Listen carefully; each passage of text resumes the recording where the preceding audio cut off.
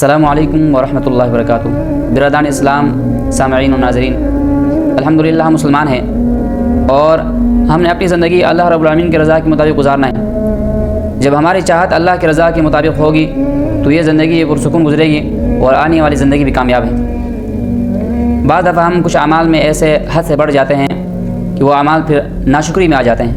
مثال کے طور پر گرمی کا موسم شروع ہو چکا ہے اور ہم عدم برداشت کی وجہ سے کچھ الفاظ ایسے منہ سے نکال لیتے ہیں جو انجانے میں اللہ کے ناراضگی کا سبب بن جاتے ہیں۔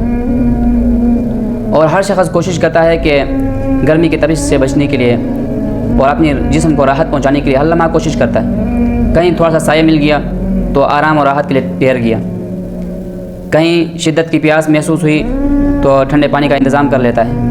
یعنی حد الامکان انسان کی کوشش یہ ہوتی ہے کہ جسم کو راحت ملے اور گرمی سے بچاؤ کا سامان کی فکر ہوتی ہے۔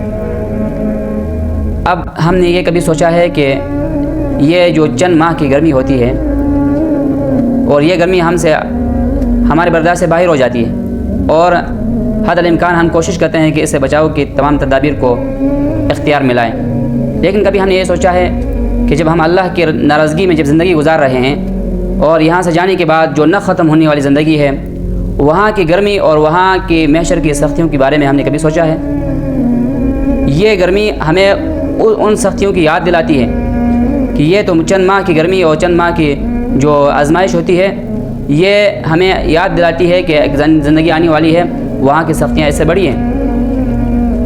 اور ہم یہ بھی سوچیں کہ یہ گرمی آتی کیوں ہے اور اس گرمی کے متعلق نبی کریم صلی اللہ علیہ وسلم کے کیا ارشادات موجود ہیں، کیونکہ دین اسلام ایک مکمل ضابطہ حیات دین ہے اور انسان کے ہر عمل کے مطابق اللہ رب العالمین کے احکامات موجود ہیں۔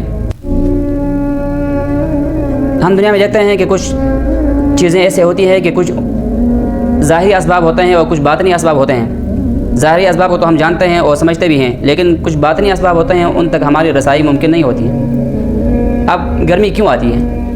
تو اس کے ظاہری اسباب تو سورج ہے اور گرمی کی تپش کی وجہ سے گرمی بڑھ جاتی ہے، جو ہم سارے سمجھتے بھی ہیں اور مانتے بھی ہیں، اس کا انکار کوئی نہیں کر سکتا۔ لیکن اس کا باطنی سبب کیا ہے؟